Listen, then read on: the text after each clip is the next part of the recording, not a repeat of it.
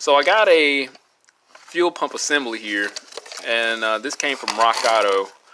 This is why this is out is simply because I had to replace another defective part from Rock Auto, and it has kind of been like a string of these issues with Rock Auto and defective parts lately. But what happened with this one? This came out of a Chevy Uplander, around 2004. It's got the 121 wheelbase, if I recall properly. But this pump is defective again, unfortunately. And yeah, I did buy another one off of Rock Auto. But I did switch brands, so to something that was normally in the part store. So, but we'll see what happened with the long haul of that. But I just want to see what happened with this fuel pump. And if you have a Chevy and typically would experience the vehicle would have a hard start after warm, meaning that it would prime fine during a cold startup, it'll run fine. But if you shut the car down and go to restart it, it wouldn't start up immediately. You have to turn the key back and forward probably like 2 to 3 times for it to start up and hit, because the fuel has lost its ability to prime itself. It lost its prime or pressure. Sometimes what happened, the throttle body could be the issue, which is notorious for these Chevys. Had a lot with the 3800s. But they could also still have a fuel delivery issue like this one had. And I didn't document this one, but when I did diagnose it, I simply just put a fuel gauge to it and monitor the bleed off when the car was off. It didn't boil away, it didn't vapor lock or do some crazy stuff like that. It just simply lost pressure.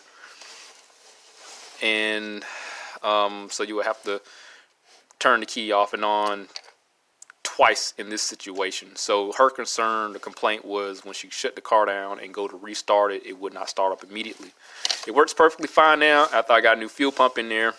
Again, I just diagnosed by putting the fuel gauge to it and monitor the bleed off, and the pressure significantly diminished while the car was off immediately after a shutdown. So I just want to pull this apart and see what happened and see if the fuel pressure regulator failed, or if it's the pump itself that failed to I'm just going to say if it failed to hold adequate pressure, but I don't, the pump is not going to hold any pressure, but I'm pretty sure the fuel pressure regulator took a crap. So I'm just going to, I'm going to apply pressure, activate the pump, and see how it operates.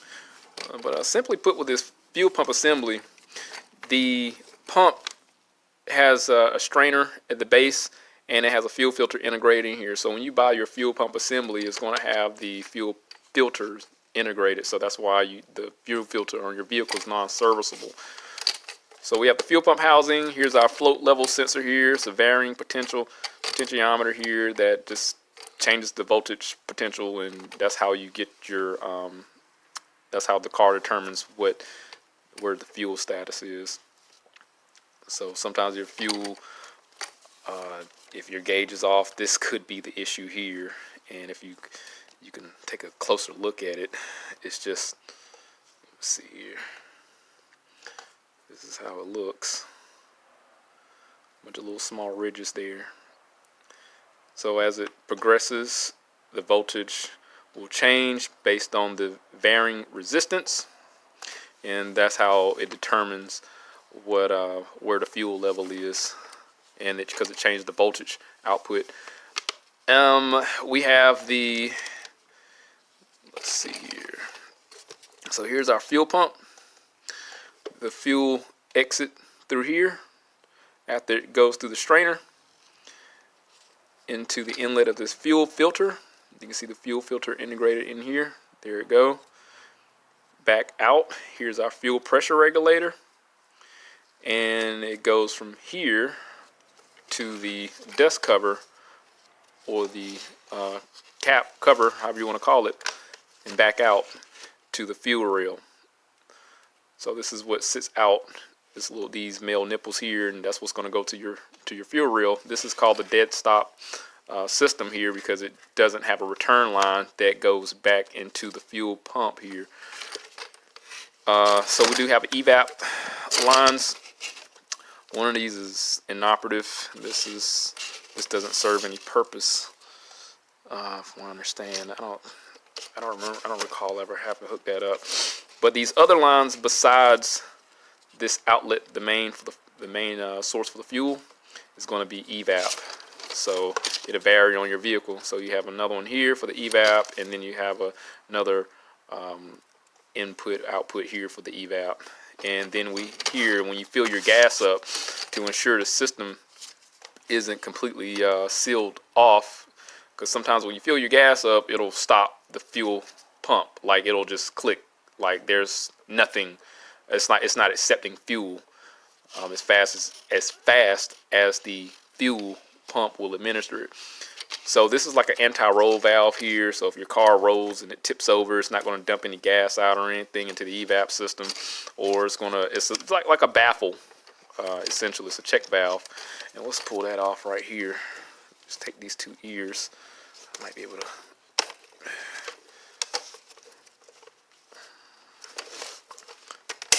Oh shoot.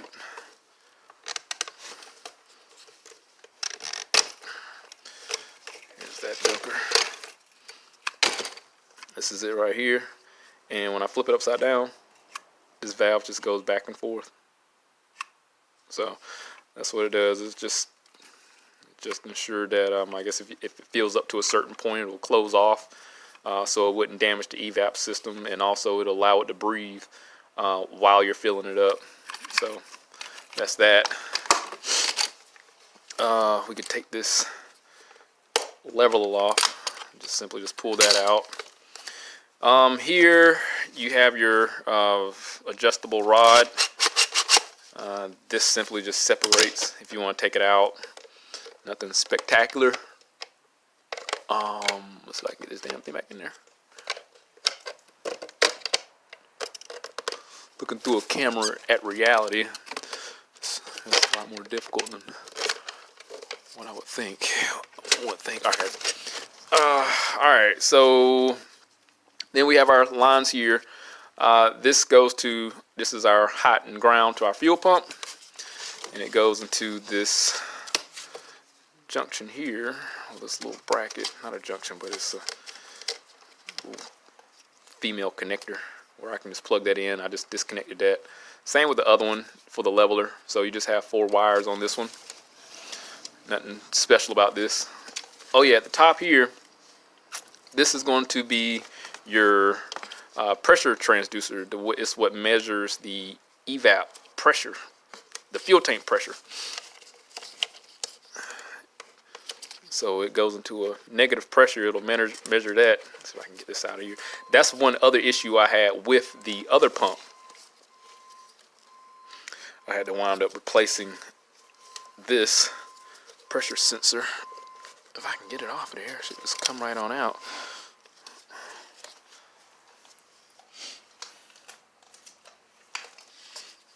I think this is going to be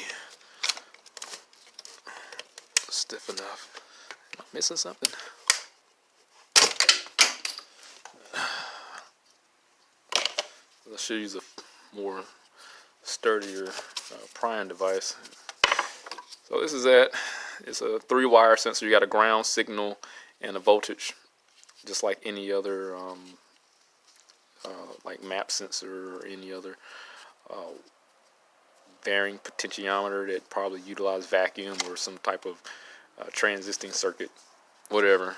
So ground signal and voltage. So let's see here. So I want to see what happens. I'm going to put some I'm going to put water in here. That'll be a safer route, and I don't care about this fuel pump or anything. And I'm just going to jump these 2 wires, put my pressure gauge to it, and we're just going to see what happened. Like, I just want to see it in action. This pressure regulator doesn't use any vacuum or anything. It's self-regulated at whatever static pressure is supposed to be regulated at. I think it's like 50, 60 psi or something. So it doesn't use any vacuum or anything electronic to make any type of accommodations. The computer is capable of doing that. Like on some older cars that's mechanical, you would have a vacuum, and under no vacuum, it would increase the fuel pressure.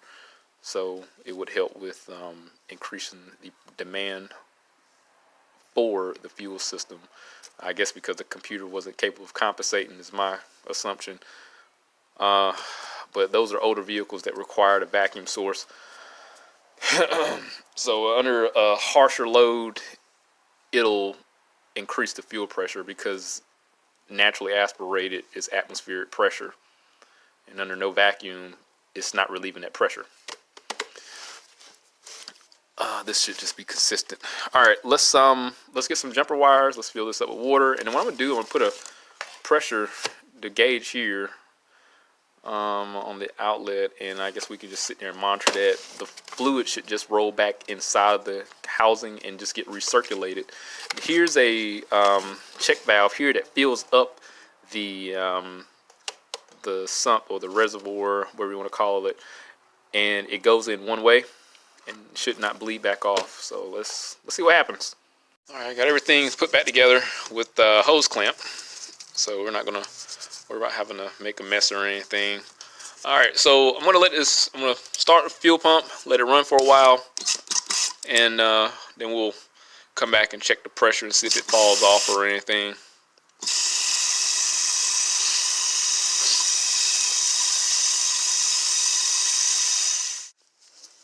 Well, strangely, I couldn't get the pressure to fall off.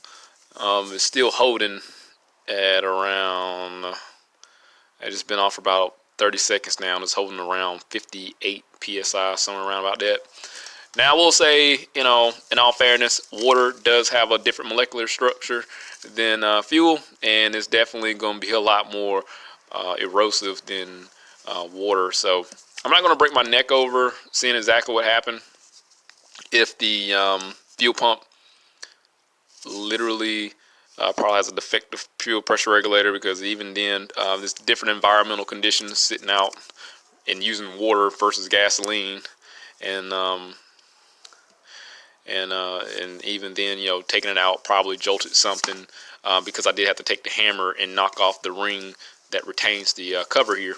So could have been a number of things, but it did what it did initially, and I'm not going to suspect it being a leaking injector because we didn't have any misfires in the vehicle, if you're thinking about that. So, but I want to do, this fuel pump has met its it's at the end of its lifespan anyway, since it's out of the car, and it's pretty much junk to me. So we're going to disassemble this and see what it looks like. Just take everything apart. All right, let's get to pulling this apart. Now, when I let it sit for several minutes, and the fuel pressure did drop to 50, but that's nothing insignificant. So again, there's several variables we have to take in consideration. So, but the car was broke before, wasn't working right, and wasn't starting up immediately. And once I got the fuel pump in there, everything works perfect. So I'm not gonna, she's good to go. All right, so let's I think I'm gonna have to break a couple things.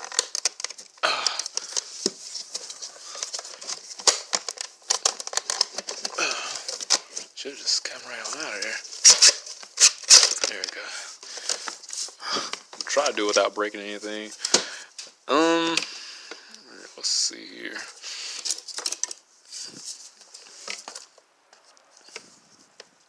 So I'm gonna lift up on it. There's one. You can see that, but there's two.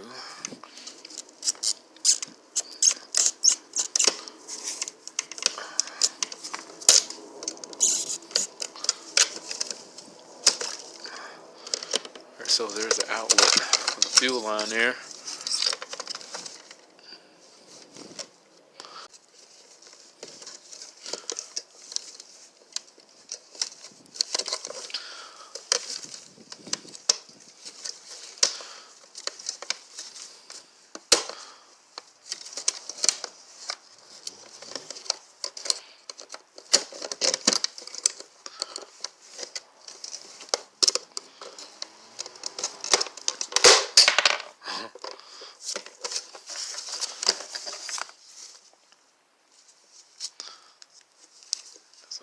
level sending unit pedestal here.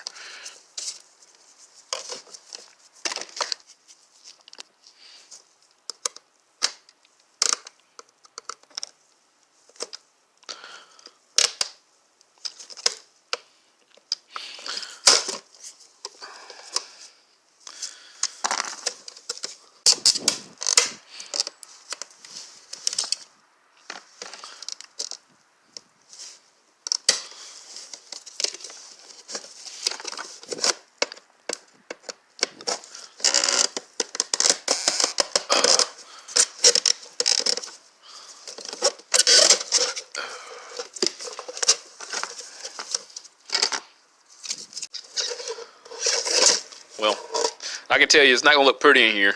I use this to pump out the gas in the trash can, and long story short, the bag I had in there to protect the to hold the gasoline ruptured. So here I am.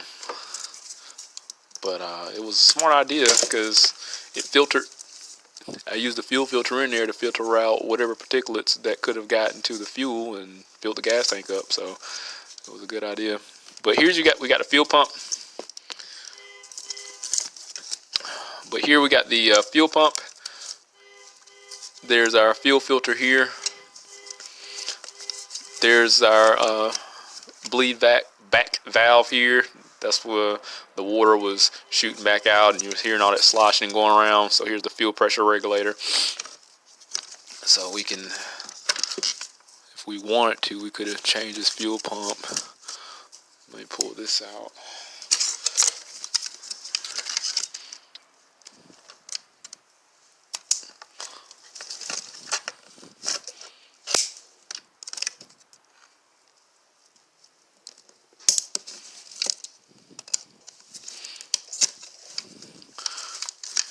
I can drop the fuel pump out of there. This line is heat shrinked.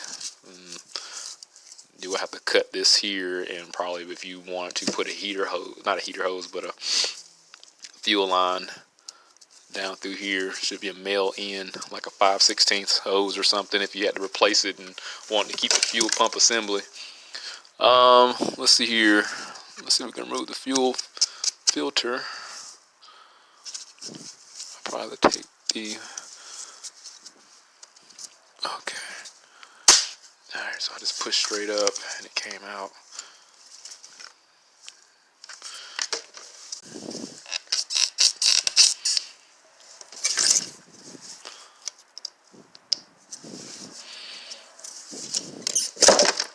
Gosh. So here's our fuel pressure regulator. It goes in through here and back out. That's what drains back off after a certain pressure is achieved. Let me see here.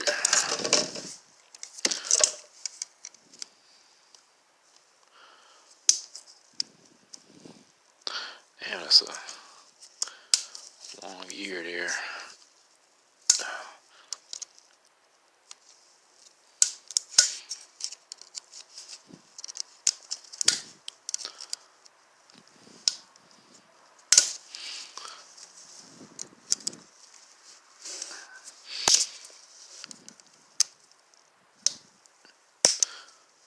Let's see if I can lift up on this joker. So we should see a diaphragm, and well, nope. So the diaphragm is enclosed in this housing. So once the fuel, let's see, here's the outlet here. So once the fuel exits, the dead stop fuel rail is going to be the restrictor of the fuel pressure, and once the pressure is achieved there, it'll come out through this little orifice here and bleed back off into the fuel tank. That's why we heard that shooting noise of like water sloshing around. That's pretty much it, man. It's not really that much. It's a neat fuel filter, though. I see why these can cost so much. I mean, they have to be pretty unique. So be like a designed probably just for that type of fuel system, that fuel pump. Maybe, maybe not. I don't really take a lot of these apart here. So like I said, some of the cars are going to be non-serviceable, and here's why: the fuel filter is integrated, like I said earlier, and then we have a strainer here. So I don't know if anybody looked at the older videos I had, like the one I had to replace the coil in, that 2000, it was an Envoy 2002 or something like that. But they suspected because it ran out of fuel, it damaged the coil, which is BS to me, because the way this fuel system is designed, the dirt literally has to go through this strainer here, and from here get pulverized by the fuel pump, only to go through a fuel filter, which is capable of trapping very small microns of dirt, and back out to the injectors, which typically has a little strainer on that also, just to get clogged up in the pintle and start having some issues. So I don't believe it when somebody say, oh, you don't run your car low on fuel because it'll suck up dirt. Sediments are always going to accumulate at the bottom of the gas tank. They don't float. So there's not like marshmallows in the gas tank or anything. There's dirt. It sinks. So, but this is it. Like I said, at the this fuel pump assembly just failed to operate normally during startup. It just didn't start up appropriately. It was an extremely intermittent fault or issue. So she can drive for a few days and it wouldn't happen. It would happen on some days, but when I got it, like I said, there was various variable circumstances that caused it to fail. Like it just wouldn't start up after shutting it down and letting it run for several minutes. So the fuel will vaporize in the fuel rail because of the heat. So I'm not sure if that causes the pressure to rise. It'll backflow into the fuel pressure regulator by causing the pressure to rise, I guess, and develop air pockets. I don't know, but I will say once I diagnosed it, it was obviously something wrong with this fuel pump assembly, and it's working perfectly fine now. I can drive it, start up on multiple times back to back, and it starts up every single time. So it was definitely something inside this fuel pump assembly here, and likely it was going to be something with that fuel pressure regulator. So it's fixed, but other than that, I just wanted to take this joker apart and just play around with it because I want to. But anyway, hit that link, subscribe to the channel, stay informed, have that reassurance in my work. See you on the next one.